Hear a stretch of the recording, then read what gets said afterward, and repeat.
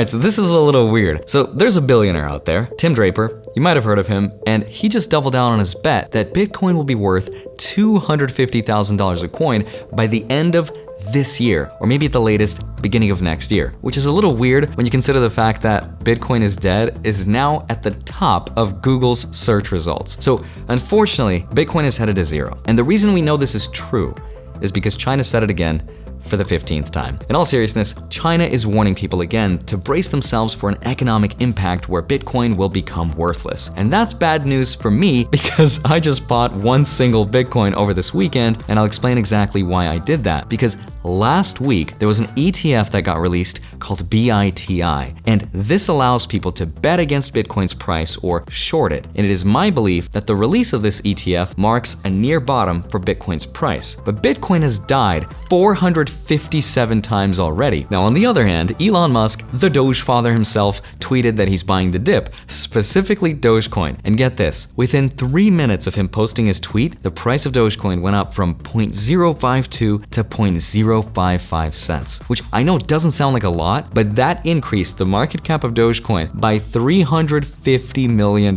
which is insane. No man should have all that power, which is also why he's being sued for $258 million. Because if you remember, back in December of 2020, he tweeted one word, Doge, and that sent the price skyrocketing. People made millions, at which point he went on Saturday Night Live. And that marked the peak of Dogecoin, which is when I was begging and pleading to please consider selling some Dogecoin. And sure enough, there he admitted that it was all just a joke and it was all a hustle, and Dogecoin lost a ton of value. That's why people got upset, because of course they would. They lost a ton of money, which is why he's being sued. There was also $100 million that was stolen from a US crypto company. And it's kind of crazy because crypto represents the extremes of two people. One half is like, it's all a scam, it's all going to zero. And the other half's like, I will commit crimes just to get my hands on it. Now, personally, I think that crypto is headed to zero, but not in the way that you think. There have been some major changes that just happened recently over the weekend that will have a major effect on Bitcoin's price, and I'll show you some data to prove it. So with that said, let's get right into it. Hi, my name is Andrei Jikh. Hope you're doing well. Come for the finance and stay for the market update from the guy who's not qualified to teach you anything, so listen up. All right, so I have some interesting statistics that kind of helps explain exactly why people are worried about this possible recession. Because even though there's 2 job openings for every 1 unemployed person, roughly 44% of people are worried about losing their jobs. That's according to an All-America Workforce Survey, with roughly 84% of people believing there's going to be a recession. And even though that's the case, people are completely unprepared for what could happen next. Roughly 1 in 4 Americans don't have anything in their savings account, and that is the highest amount of people that the Bankrate survey has seen in the last 12 years. So yes, even though the labor market looks good, it's also very fragile now that interest rates have started to go up as fast as they have to lower that demand. Because of course, if companies start letting people go, people's demand is going to go way down. So that's the problem. Now, the most interesting thing to me though is this. Goldman Sachs just put out their latest recession prediction, and it's now at 30%.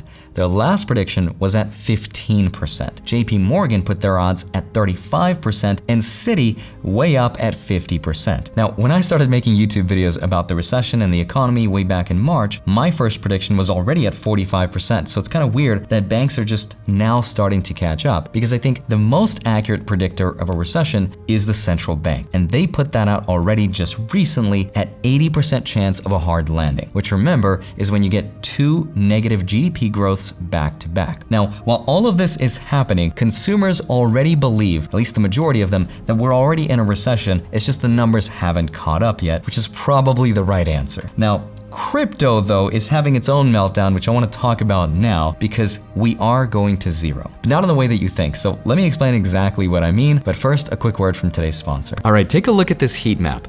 Apple, red. Amazon, red.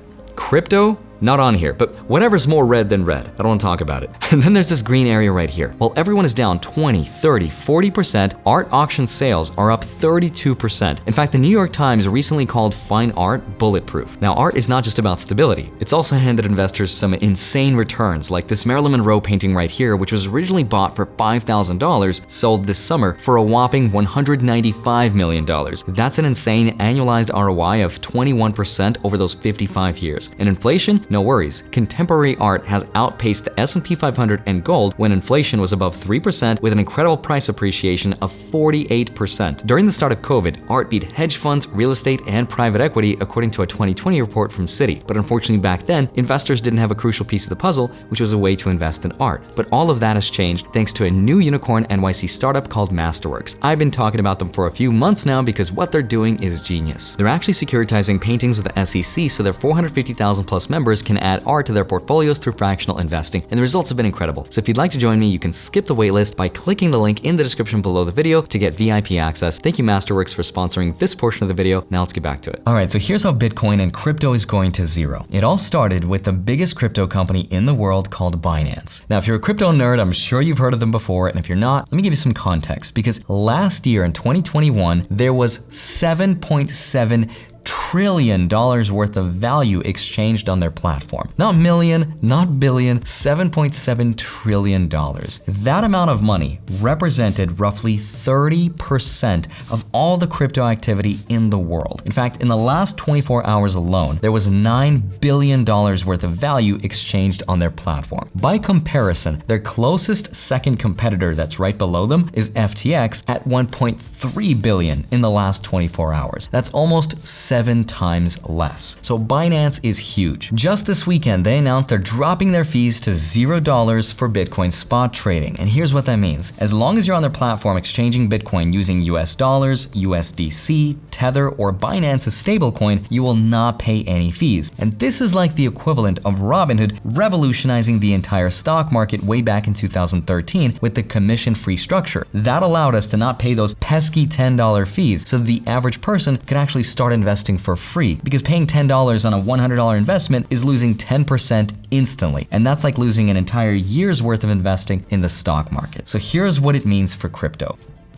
It means nothing. As much as I'd like to tell you that this is hugely bullish for Bitcoin and it's going to the moon, the truth is that the statistical data is not on my side. Even though I would argue that Robinhood played a huge role in getting more people interested in investing into the stock market, the truth is that more people owned stocks 20 years ago than they do today, even though it is free today. Check this out. In 2002, 62% of Americans were invested in the stock market. Then the 2008 financial meltdown happened, which shook people out of the markets, until 2013, when we reached a 20-year low with just 52% of people owning stocks. April 2013 was also the year Robinhood came out, and I remember this because that's when I started to get into investing, and so did a lot of other people, which is why after 2013, the amount of people that own stocks started to go up. Now, the most recent Gallup poll shows that today in 2022, the amount of people that own stocks is at roughly 58%. So even though we've grown in the last almost 10 years, it's only growth by about 6%, which is still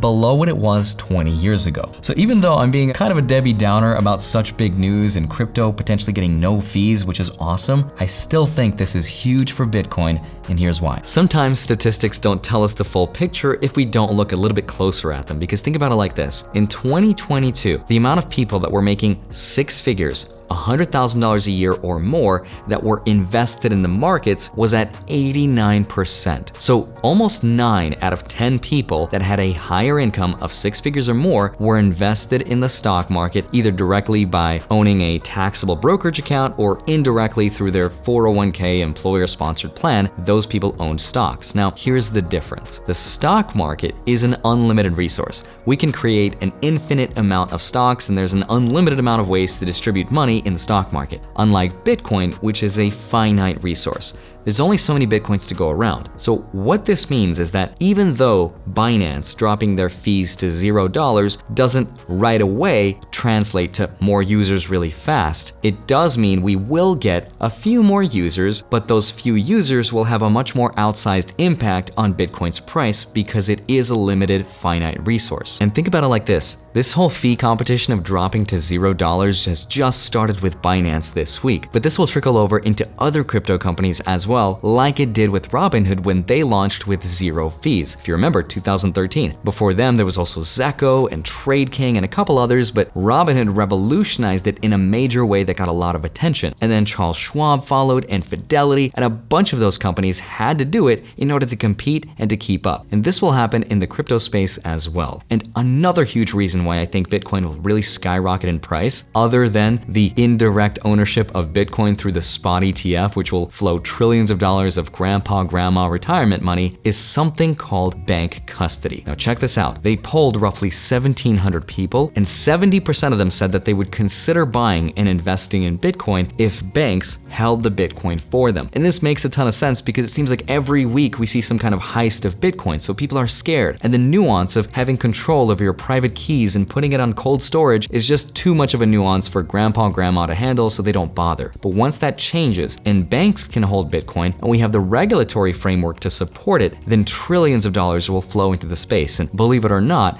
banks have already started to work on that. And the thing I learned from the collapse of 2017 is that empires get built when things are quiet. It's when an industry is falling apart is when the real building happens, which is why I bought one whole Bitcoin at $21,000 over the weekend, because the time before this, the most expensive Bitcoin I ever bought was one whole Bitcoin at $30,000. And so I'm staying true to my word because I know I said publicly that if Bitcoin ever dropped to 25,000 or below, I would heavily buy more, and that's exactly what I'm doing. Even though I missed it when it was at 17,500, I figure I stay true to the Warren Buffett quote of saying, hey, if you like Bitcoin at 30,000, then you might as well love it at 21. Warren Buffett did not say anything like that about Bitcoin. He did say something close to that about stocks, but the point is, if I'm someone who believes that Bitcoin will be worth $100,000 in a year or two, then paying a little extra right now is probably not going to make too much of a difference in the long term. But the real reason I wanted to tell you that is not to show off or flex. I want you to know that even though I try to be as objective as possible and give you as best of a data that I can find, my opinion at the end of the day is still a little bit compromised because I'm still making money on paper, even though I'm not selling the Bitcoin when people buy Bitcoin. But I will say this, the majority of Bitcoin's value of where I think it will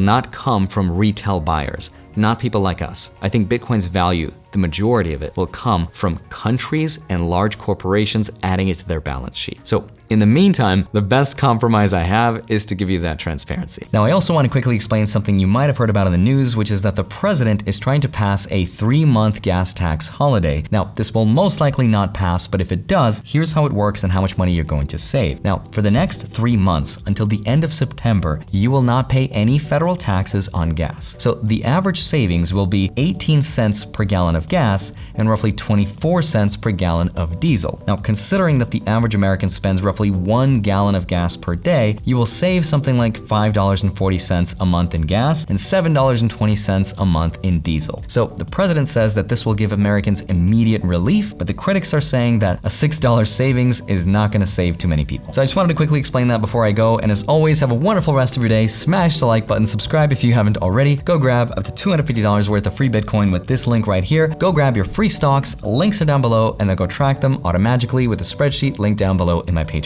Love you, thank you so much for watching this video. I'll see you back here on Monday and Friday, sometimes Wednesday. I'll see you soon, bye-bye.